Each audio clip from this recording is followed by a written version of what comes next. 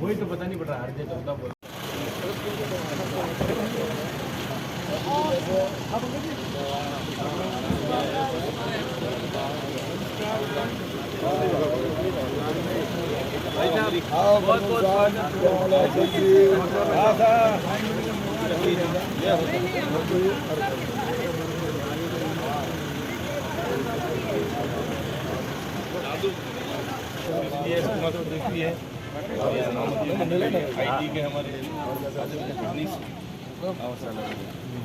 बहुत जिंदाबाद। आज की इस बैठक में बधाई हुए आप सभी जिला पदाधिकारियों को भी हार्दिक स्वागत अभिनंदन।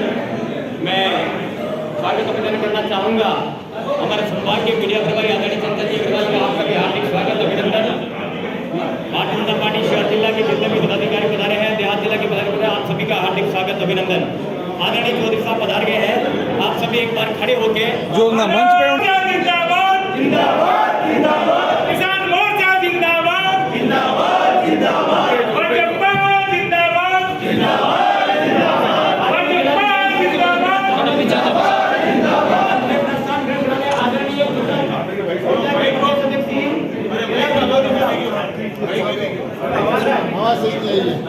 आवाज थोड़ा सही करिए।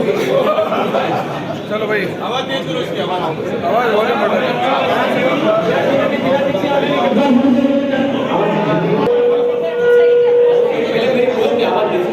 बढ़ा काम कर दो इसको।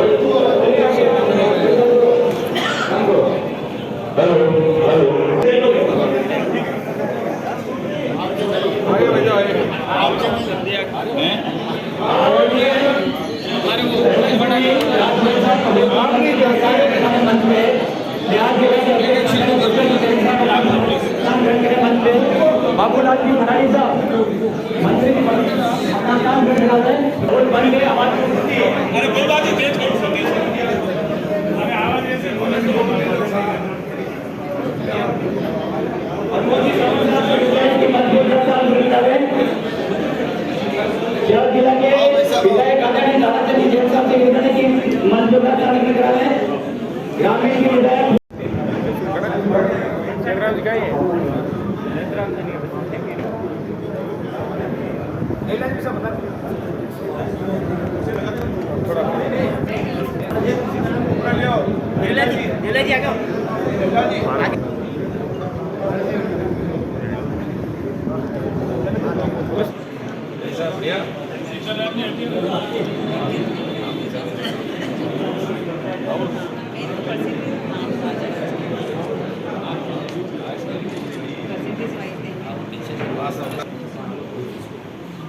मंत्रा सिंह अतिथियों का स्वागत।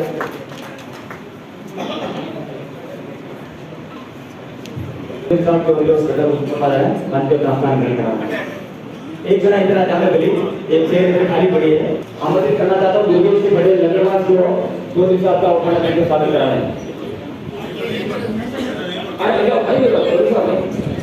योगेश जी आपका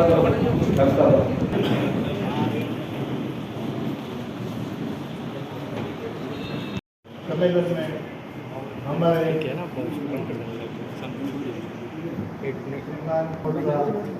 प्रदेश अध्यक्ष बाबूलाल जी,